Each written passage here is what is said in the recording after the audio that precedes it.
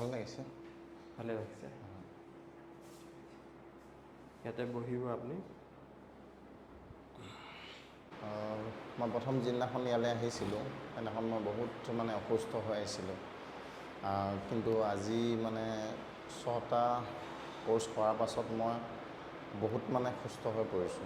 গতিকে সকলোকে মই আহ্বান এইটো জনাওঁ যে মেমক চাবলৈ ছাৰৰ দি আছোঁ। ওচৰলৈ আহি পেলাই সোনকালে ট্ৰিটমেণ্ট লওক, সোনকালে সুস্থ হওক।